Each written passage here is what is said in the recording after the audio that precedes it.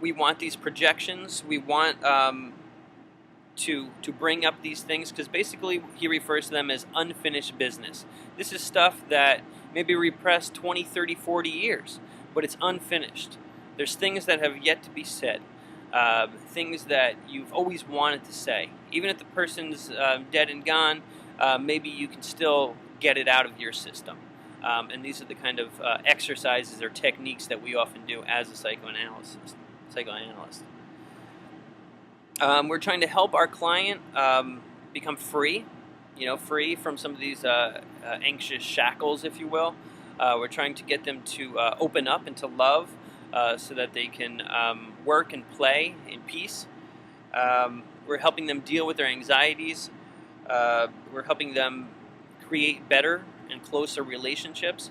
We're helping them control their impulses. Again, anything that they may be bothering them or they're not satisfied with their life, we're helping them improve. What should a therapist do? A therapist needs to build a relationship, build a trusting relationship. Let them know that you're not going to go tell their story. Let them know that you're not going to, that everything's confidential. You've probably heard the expression before, everything is confidential between us unless you plan on hurting yourself or somebody else. And, stick to that. This isn't, a way to kind of gather up information and go tell all. Let them know that in establishing trust, that what they say will be empathized and will be respected. That you're not judgmental, that you're not there to kind of tear them apart or break them down or argue with them. Oftentimes, the difference between a therapist and a friend is a friend speaks their mind. A friend will tell you their opinions. A therapist oftentimes will have to sit back and let their opinions go astray. Also, as a therapist, we need to listen to the stories that these people are telling, and we need to look for free associations. Look for ways that we can kind of analyze what may have happened in the past or even the present that might be causing some of the anxiety. We need to pay attention to resistance and then call it out. Now, this is something that's pretty interesting. Sometimes you'll notice, remember with some of those ego defense mechanisms, people don't want to go there. They stop. There's a wall, if you will. And it's our job, and the people oftentimes don't even know that the wall's there. And it's our job as a psychoanalyst to kind of point that out and say, hey, I noticed that you stopped when you mentioned your grandmother. Or, hey, I noticed that, you kind of just breezed through talking about your brother. And just kind of highlighting that to let them know that, you noticed a change in tone or a change in gear, or something, and hopefully then they'll begin to kind of go a little bit deeper, with their resistance. And we're trying to break down those walls and trying to kind of get them to open up. Remember, this is very painful stuff for a lot of people. So they're going to actually, like it says, they're going to resist. They're going to not want to go there, and they might even start getting a little bit aggressive with you, like, oh, why are you going there? I don't want to talk about that.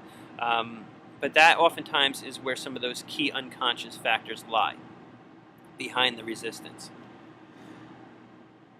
Again, we're trying to accelerate uncovering the unconsciousness, and we're trying to help them gain insight into the process of understanding themselves a little bit better. The more you go through these exercises and techniques, you'll realize that you can do this on your own. You can go back in time and learn some of these things on your own and use some of these techniques on yourself. And then perhaps you can grow as an individual without even seeing a therapist. That is one of the goals. For the client, what is it like for the person across from the therapist? Oftentimes psychoanalysis is pretty intense. We're asking people to go to places that they're uncomfortable with. We're asking them to kind of explore their anxieties. And we're also asking them to go back in time, like when they're 2 years old. I don't know about you guys, but I don't know that much about what happened when I was 2. So it's actually an intense and difficult process. One of the major problems with psychoanalysis is that oftentimes it's long-term. This is not a short fix. You don't just go into one session talk about your life when you were 2 years old and you walk out and everything's fine. This oftentimes takes years, and if it's going to take years, it oftentimes takes money. So that whole idea kind of runs into some issues with some later theorists, and we've got a lot of criticism as being very bourgeois. It has to, we have to ask our clients to go through a lot of exercises with the free association, with the dream analysis, with all the reflections and things like that. We need to ask them to explore their conflicts and then project and hopefully get some transference onto us and kind of get all this stuff out of their system. So for the client, this whole experience can be rather intense. The idea of finishing the therapy, when is therapy done? I don't know if you can really ever determine that.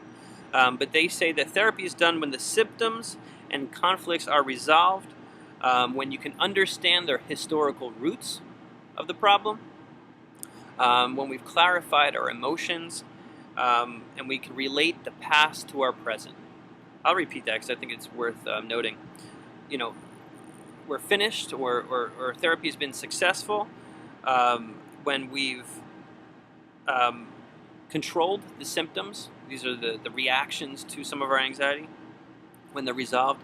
When we understand the historical roots of our problem, when we've clarified our emotions, and when we can relate the past to the present. When we can understand why we act the way that we do today because of the past.